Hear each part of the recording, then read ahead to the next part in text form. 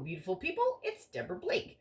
I've talked in some of my books about how to make a protection herbal mixture for your home, your apartment, your property, whatever. I do this every year at my house, so I thought this year I would invite you into my kitchen and show you exactly how I do it.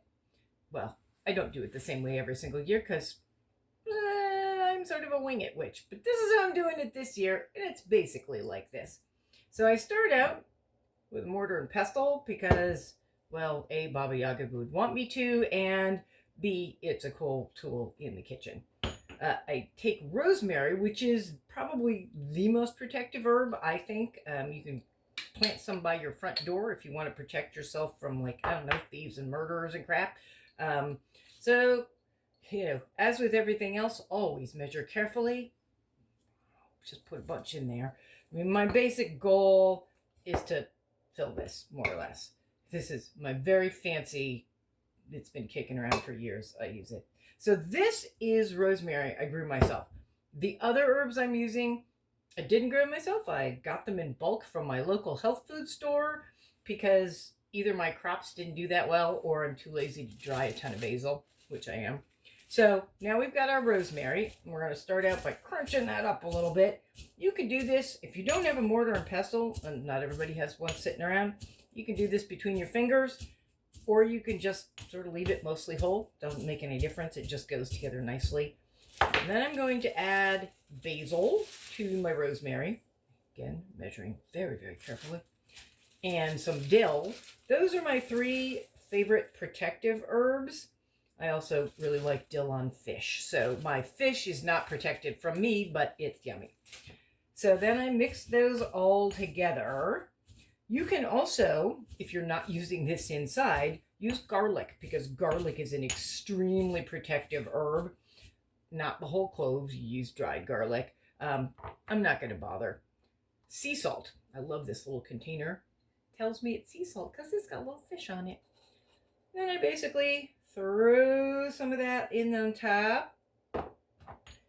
And the sea salt, because it's coarse, actually helps everything grind down together. And then you can also, if you want, use sage. Sage is very protective.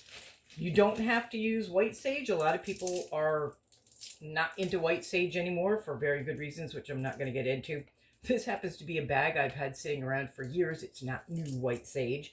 You can use blue sage, you can use kitchen sage. They are all equally protective. So, we're going to crunch them all up together. Probably make a big mess. That's okay. If you're not making a mess, you're not doing it right. That's my theory on anything that happens in the kitchen. All the kitchen magic. And then, I'm just going to pour it into whatever container I'm going to use. I like this one because it's got a little cover, so if I make a whole lot, then I can just store it till the next year. And you might have to do this a couple of times if you want more. Oh no, I'm going to have to grow more next year. It's okay. I will. I promise. So you make your batch, and then when you're done, if you want, you can put a crystal in it to give it a little bit more oomph. This is just a regular clear quartz crystal. You can use a red jasper, which is super protective, or a black stone like black tourmaline or black onyx. I love black onyx. And then if you want, you can let it sit there. If you really want some oomph, you can have it sit out under the full moon. Or you could do what I'm going to do, because I left this way too late in the year, is to just go, thank you very much, say a little thank you, and then go spread it around your apartment or your outside. What I do, because I have a house and a property, is I just walk around the outside of the house and I sprinkle my little mixture and I just say something really simple like, this house is protected.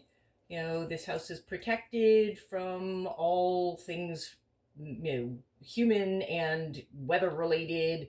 There's a whole little spiel. I don't do any magic spell in particular. I just say what I'm thinking. And then I go around the line of my property. Don't forget things like your mailbox, because a lot of stuff comes into your house through the mailbox. Your entrances, your doors, your windows. If you're doing this inside a house, or an apartment because you can't walk around the outside, leave it for a day and then vacuum it up. It's not going to hurt anything. You've already done the protection and it ought to work. I hope it works for you.